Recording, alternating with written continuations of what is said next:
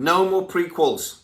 The Star Trek movie that's just been announced and any new TV series must exist within the same universe and the same timeline. What does that mean for Academy? What does that mean for United? What does it mean for Kurtzman? Welcome to the Attack and Pulse podcast, your place for sci-fi news, rumour and debate. Our tachyon pulse has been unable to completely penetrate the anomaly. I've got a head cold, so if I sound a bit weird or at any point I just drop dead, it's because it's come from man flu. And you know, all men know, that's fatal. So, apologies in advance. My nose is so itchy, by the way. So, the new movie. Jonathan Goldstein and John Francis Daly, and yes, one of these guys is Sweets from the Bone series, are going to be writing and directing the new Star Trek movie. And insiders have told Deadline that is actually going to be a complete refresh. Now, you guys that are members knew this 24 hours before everybody else, because I actually dropped this news on Thursday and then it was announced Friday. I thought I had more time than this though, so I didn't actually put it on YouTube wider till Friday afternoon. But I was told this on Wednesday that this was in development. I just didn't know it was quite as far down the line in development as it turned out to be. So what was I told? I was actually told that this is, again, a refresh. It's a fresh start. Some people have been throwing around the word reboot, but that's actually really not fair because it's not going to be.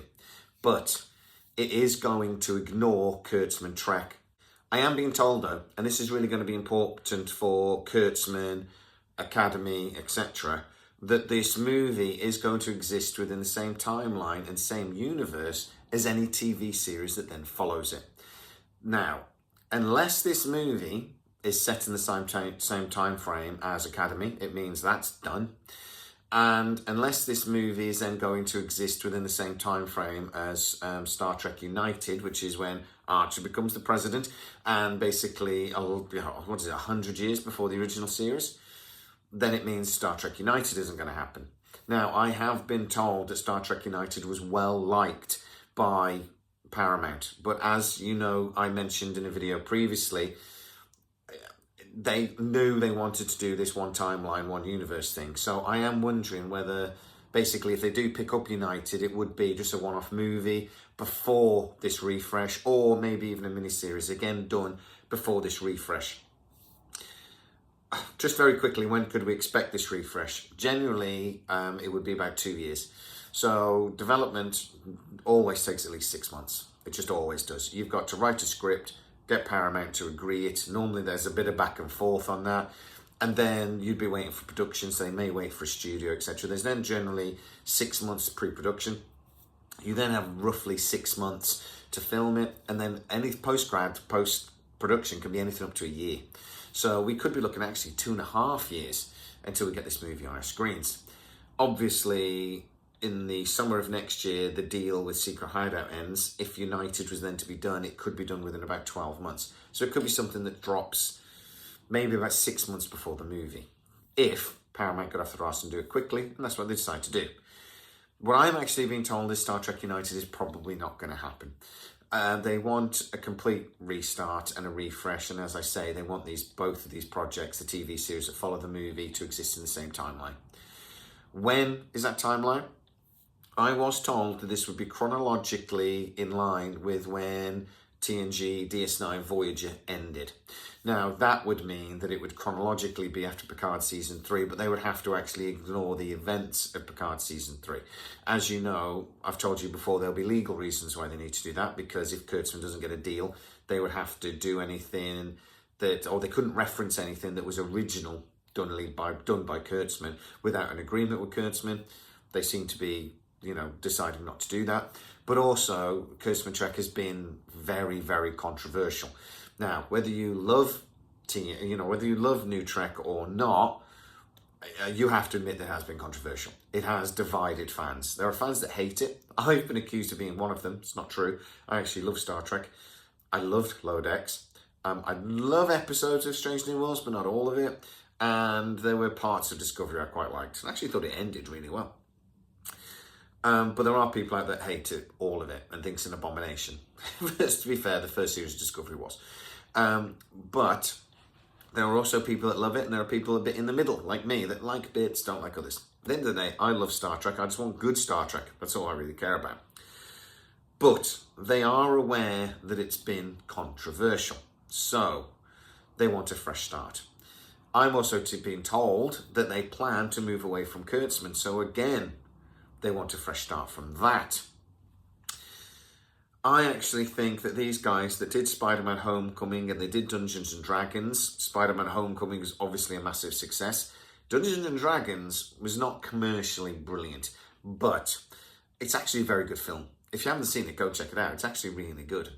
And actually got a really good critics rating and actually really got a good audience rating on, Rotten Tomatoes, etc. It's a good film. So these guys, I think, have got the right hands. When will the film be set?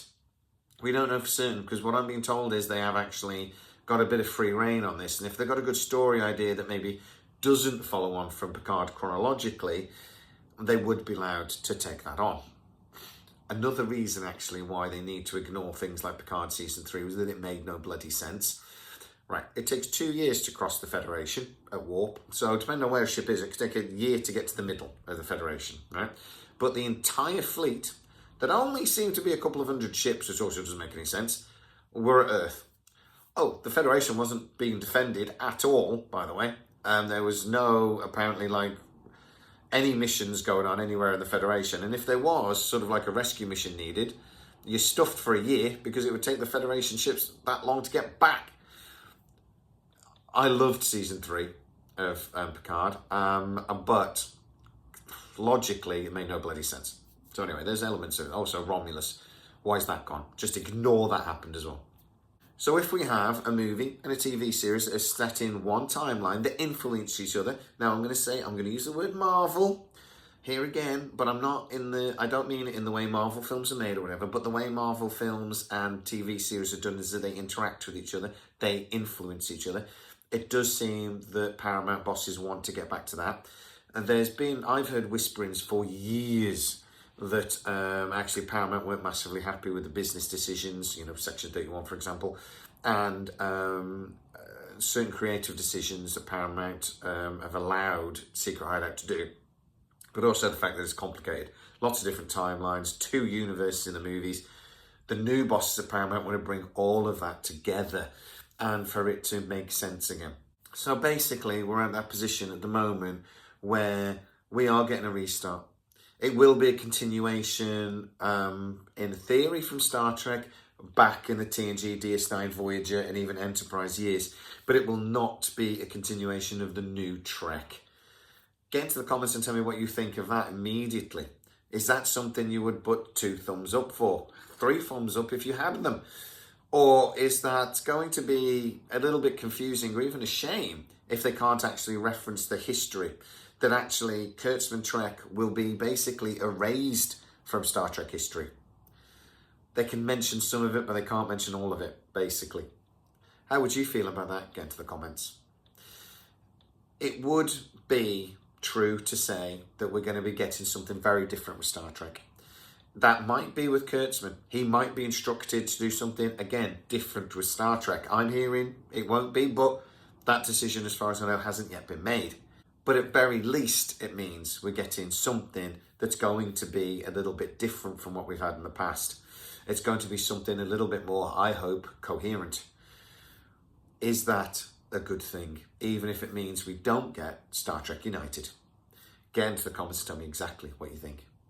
If you are new to the channel, don't forget to like, subscribe, hit that bell notification. It really helps us out and you'll never miss any of our new videos. Also, you can become a member of the channel and, like members, find out things like that we're getting this new movie before everybody else. They knew 24 hours before. So go and check that out. As always, please stay safe and I'll see you next time.